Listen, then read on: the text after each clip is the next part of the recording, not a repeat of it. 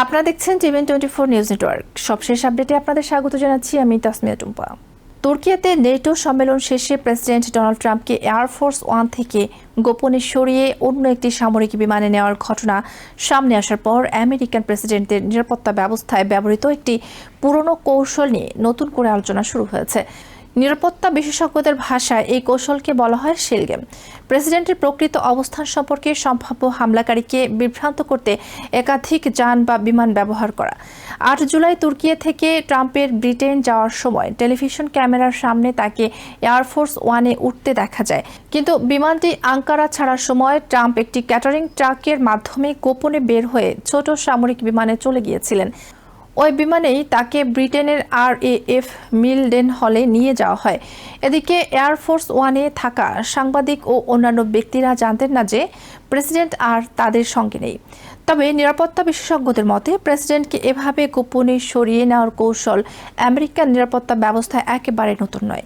সাবেক উচ্চপদস্থ secret service কর্মকর্তা রবার্ট ম্যাকডোনাল্ড জানিয়েছেন, প্রেসিডেন্টের মোটরকেট পরিচালনার সময়ও ছোট পরিসরে এ ধরনের বিভ্রান্তিমূলক কৌশল নিয়মিত ব্যবহার করা হয়। প্রেসিডেন্টের গাড়ি বহরে সাধারণত কয়েক ডজন নিরাপত্তা ও সহায়ক যান, অ্যাম্বুলেন্স এবং হোয়াইট হাউসের সাংবাদিকদের বহনকারী গাড়ি থাকে। এর মধ্যে প্রেসিডেন্টকে বহনকারী দুটি বিস্ট গাড়িও থাকে। দুটি গাড়ির একটিতে প্রেসিডেন্ট থাকেন, অন্যটি ডিকয় হিসেবে কাছাকাছি চলতে থাকে। পথে দুই গাড়ির অবস্থান পরিবর্তন করা হয়, যাতে বাইরে থেকে কেউ সহজে বুঝতে না পারে কোন গাড়িতে প্রেসিডেন্ট রয়েছেন। ম্যাকডোনাল্ড এই কৌশলকে শেল গেম হিসেবে বর্ণনা করেছেন। এই কৌশল শুধু গাড়ি বহরের মধ্যেই সীমাবদ্ধ নয়। প্রেসিডেন্টের হেলিকপ্টার মেরিন ওয়ানও অনেক সময় একসঙ্গে 3টি হেলিকপ্টারের বহরে উড়ে আকাশে এগুলো নিজেদের অবস্থান পরিবর্তন করতে থাকে, যাতে সম্ভাব্য হামলাকারী নিশ্চিত হতে না পারে কোন হেলিকপ্টারে প্রেসিডেন্ট রয়েছেন। বিদেশ সফর বা যুদ্ধপ্রবণ এলাকায় গেলে এই ধরনের কৌশল আরও জটিল হতে পারে। সাবেক সিক্রেট সার্ভিস কর্মকর্তা পল একলফের মতে বিমান বদলের মতো ঘটনা নিয়মিত নয়, তবে প্রেসিডেন্টের নিরাপত্তার জন্য এমন ব্যবস্থা নেওয়ার সুযোগ সবসময় রাখা হয়। বিশেষ করে যুদ্ধক্ষেত্রে প্রেসিডেন্ট সফর করলে কোনো বিমান বা কোন পথে প্রেসিডেন্ট চলাচল করবেন তা নিয়ে শত্রুপক্ষের মধ্যে অনিশ্চয়তা তৈরি করতে বিভিন্ন কৌশল ব্যবহার করা হয়। অতীতেও আমেরিকান প্রেসিডেন্টদের সফরে এমন গোপন কৌশলের নজির রয়েছে। 2000 সালের মার্চে প্রেসিডেন্ট বিল ক্লিন্টন ভারত থেকে পাকিস্তানের ইসলামাবাদে যাওয়ার সময় একটি চিহ্নহীন সরকারি বিমানে ভ্রমণ করেন। তার আগে এয়ারফোর্স ওয়ানের মতো দেখতে একটি ডিকয় বিমান ইসলামাবাদে অবতরণ করেছিল। 2003 সালে প্রেসিডেন্ট জর্জ ডব্লিউ বুশকে নিয়ে ঘোষণা করা হয়েছিল তিনি থ্যাঙ্কস গিভিং ছুটি টেক্সাসে কাটাবেন, কিন্তু পরে তিনি কালো রঙে ঢাকা এয়ারফোর্স ওয়ানে করে গোপনে বাগদাদে পৌঁছান। 2023 সালে প্রেসিডেন্ট জো বাইডেনও গোপনে ইউক্রেন সফরে যান। ওই সফরে তার সঙ্গে ছিলেন মাত্র একজন সাংবাদিক ও একজন ফটোগ্রাফার। এসব ঘটনাতেই সফরে থাকা সাংবাদিকরা পরিকল্পনার বিষয় জানতেন, কিন্তু তাৎক্ষণিকভাবে খবর প্রকাশ না করার অনুরোধ করা হয়েছিল। তবে ট্রাম্পকে তুর্কি থেকে গোপনে সরিয়ে নেওয়ার ঘটনায় সবচেয়ে বড় প্রশ্ন এখনো রয়ে গেছে, ঠিক কী ধরনের হুমকি প্রশাসন পেয়েছিল। বিবিসির প্রতিবেদনে বলা হয়েছে, ট্রাম্পের বিমানের জন্য যে হুমকি বিবেচনা করা হয়েছিল তার সঠিক ধরন এখনো স্পষ্ট নয়। হোয়াইট হাউসও ঘটনাটি নিশ্চিত বা অস্বীকার করেনি, শুধু জানিয়েছে প্রেসিডেন্টকে নিরাপদ রাখতে প্রশাসন তাদের হাতে থাকা সব ধরনের ব্যবস্থা ব্যবহার করে।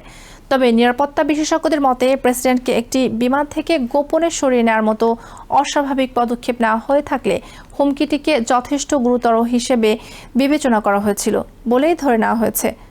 সাবেক সিক্রেট সার্ভিস কর্মকর্তা ম্যাকডোনাল্ডের মতে তুর্কিতে হুমকির মাত্রা সম্ভবত বেশ উচ্চ ছিল। তার ধারণা, এমন পরিস্থিতিতে প্রেসিডেন্টের কর্মী, সিক্রেট সার্ভিস এবং হোয়াইট হাউস মিলিটারি অফিসের কর্মকর্তাদের দ্রুত সতর্ক করা হয়ে থাকতে পারে। এরপর গোয়েন্দা তথ্য পর্যালোচনা করে সম্ভাব্য হুমকি নিষ্ক্রিয় করার পরিকল্পনা তৈরি করা হয়। সাবেক CIA কর্মকর্তা মার্ক পলিমেরো পুলাসও একই ধরনের প্রশ্ন তুলেছেন। তার মতে সবচেয়ে গুরুত্বপূর্ণ বিষয় হলো হুমকিটি কতটা গুরুতর ছিল যে সিক্রেট সার্ভিসকে এমন একটি জটিল বিভ্রান্তিমূলক অভিযান চালাতে হচ্ছে। আরেকটি গুরুত্বপূর্ণ প্রশ্ন হলো, ওই হুমকি সম্পর্কে বিমানে থাকা সাংবাদিক ও অন্য যাত্রীদের সতর্ক করা উচিত ছিল কিনা। পলিমেরো পুলাসের মতে, যদি গোয়েন্দা সংস্থাগুলোর কাছে এমন নির্দিষ্ট তথ্য থাকে যে একটি বিমান হামলার লক্ষ্য হতে পারে, তাহলে বিমানে থাকা ব্যক্তিদের নিরাপত্তার বিষয়টি আলাদাভাবে বিবেচনা করা প্রয়োজন। তবে ওই বিমানে থাকা ব্যক্তিরা আদৌ কোনো ঝুঁকিতে ছিলেন কিনা সেটিও এখনও পরিষ্কার নয়। এদিকে ট্রাম্পকে বহনকারী নয় এমন বিমানটিতে থাকা সাংবাদিকদের বারবার জানালার শেড নামিয়ে রাখতে বলা হয়েছিল। ম্যাকডোনাল্ডের মতে এটিও নিরাপত্তা ব্যবস্থার অংশ হতে পারে। তার ব্যাখ্যা, আকাশে উড়ন্ত একটি বড় বিমান বাইরে থেকে দেখা গেলে বা জানালার আলো দৃশ্যমান থাকলে সেটি কোন ধরনের বিমান এবং তার ভেতরে কারা থাকতে পারেন তা শনাক্ত করা সহজ হতে পারে। তাই যাত্রীদের জানালা বন্ধ রাখতে বলা সম্ভাব্য হুমকি কমানোর একটি কৌশল হতে পারে। সিক্রেট সার্ভিসের কাজের অন্যতম বৈশিষ্ট্যই হলো গোপনীয়তা।